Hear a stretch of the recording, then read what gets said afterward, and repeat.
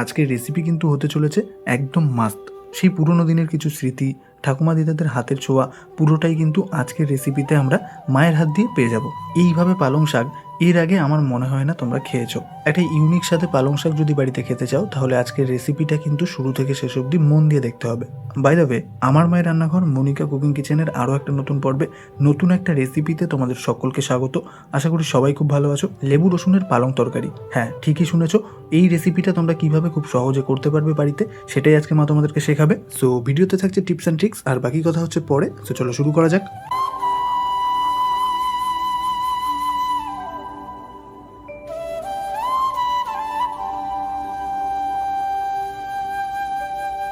লেবু রসুনের পালং তরকারি আজকের এই রেসিপিটা বানানোর জন্য প্রথমেই কিন্তু মা পালং শাকটাকে কেটে নেবে। তো পালং শাকটাকে এক্স্যাক্টলি কীরকমভাবে কাটতে হবে সেটা কিন্তু আমাদের সবার আগে বুঝতে হবে। পালং শাকের যে মোটা ডাঁটাগুলো সেগুলোকে কিন্তু আলাদা করে কেটে নিতে হবে, যেটা মা করছে দেখতেই পাচ্ছ। আর পালং শাকের মাথার দিকের যে কচি অংশটা সেটাকে আর পালং শাকের পাতা সেটাকে আমরা একসাথে কেটে নিতে পারি। তবে বন্ধুরা, এখানে আমাদের একটা জিনিস খেয়াল রাখতে হবে, পালং শাকটাকে কিন্তু আমরা একদমই বেশি কুচি কুচি করে কাটবো না। ন্যাচারালি পালং শাকের কচি দিকটা আমরা যদি বেশি কুচি কুচি করে কাটি তাহলে কী হবে, পালং শাকটা রান্নার পরে বেশি গলে যাবে।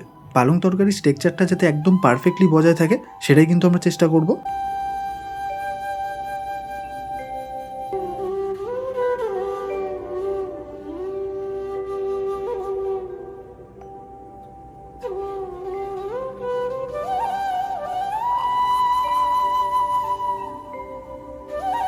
পালং শাকের এই গোড়ার ডাঁটাগুলো এত সুন্দর লাগে খেতে যে তোমাদেরকে কি বলবো।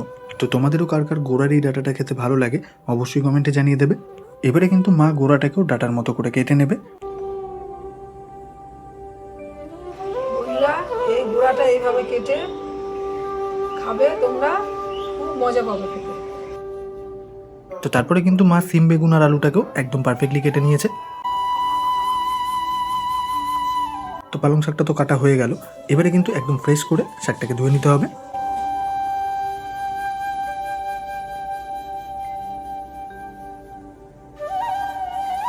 তরকারি আমাদের কাটা কমপ্লিট, এবারে রান্নার প্রস্তুতি চলছে। তার জন্য কিন্তু প্রথমে উনুনটাকে ধরিয়ে নিতে হবে, আর মা কিন্তু সেটাই করছে।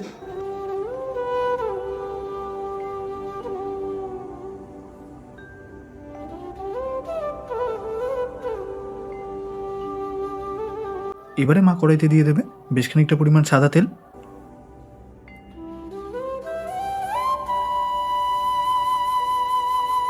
ফোড়নের জন্য মা দিয়ে দেবে হাফ চামচ কালো জিরে, 4টে মতো শুকনো লঙ্কা। এবারে ফোড়নটাকে ভেজে নেবে মা। লঙ্কার কালারটা যতক্ষণ না কালচে কালচে হয়ে যাচ্ছে ততক্ষণ অবধি ভেজে নেব। তারপর কড়াইতে দিয়ে দেবো কিছুটা পরিমাণ থেতো করা রসুন, দিয়ে দেবো কুচনো পেঁয়াজ মাঝারি সাইজের একটা। এবারে পেঁয়াজ আর রসুনটাকে মা ভেজে নেবে। যতক্ষণ না পেঁয়াজে একটা হালকা বাদামি কালার আসছে ততক্ষণ কিন্তু আমরা ভেজে নেব পেঁয়াজটাকে।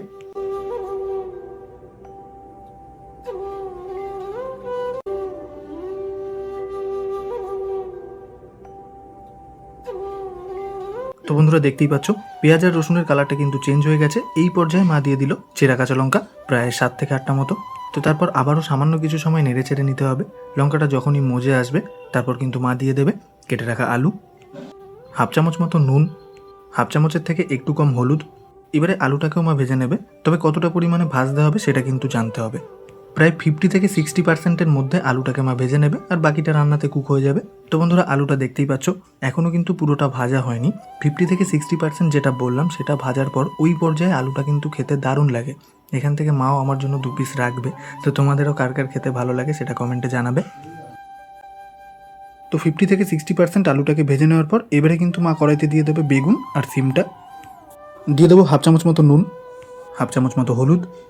এবারে বেগুন আর সিমটাকেও কিন্তু মোটামুটি 60 থেকে 70% মতো ভেজে নেবে মা।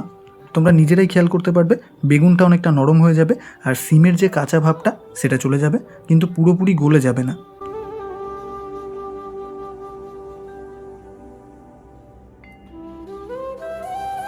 বেগুন আর সিমটাকেও 50 থেকে 60% মতো কুক করে নেওয়ার পর এবারে মা কিন্তু পালং শাকটাকে কড়াইতে দিয়ে দেবে।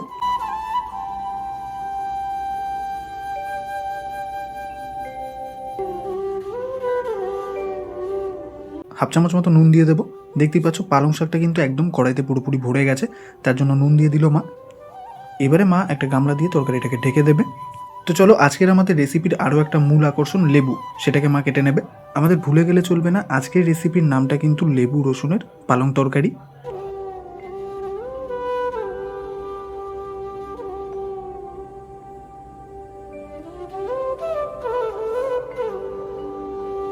মোটামুটি 4 থেকে 5 মিনিট পর মা কিন্তু এবারে ঢাকনাটা সরিয়ে নেবে। দেখতেই পাচ্ছ বন্ধুরা, তরকারিটা আগের তুলনায় কিন্তু অনেকটাই মজে গেছে। এবারে একটু ভালোভাবে নেড়েচেড়ে নিতে হবে।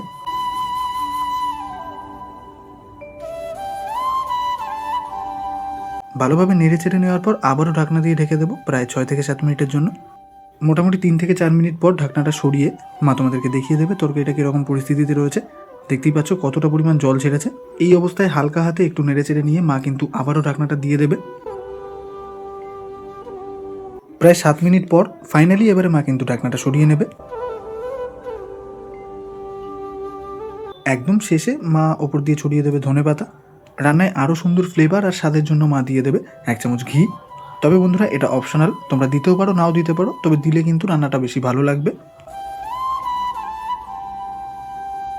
এবারে রান্নার স্বাদে ব্যালেন্স আনার জন্য দিয়ে দেবো সামান্য পরিমাণ চিনি। এবারে তোমাদের প্রশ্ন থাকতে পারে যে শেষে কেন চিনিটা দেবো। পালং শাকের যদি কোনো তেতো ভাব থাকে তাহলে শেষে চিনিটা দিলে সেটা কেটে যাবে, আর রান্নাতে যদি ঝালটা বেশি হয়ে যায় তাহলে সেটার ব্যালেন্সটাও খুব সুন্দর আনে। ওভারঅল রান্নায় যে স্বাদের টেক্সচার সেটা একদমই ব্যালেন্সে রাখে। তো চলো আমরা চলে এসেছি একদম শেষ পর্যায়ে। এবারে মা দিয়ে দেবে লেবুর রস।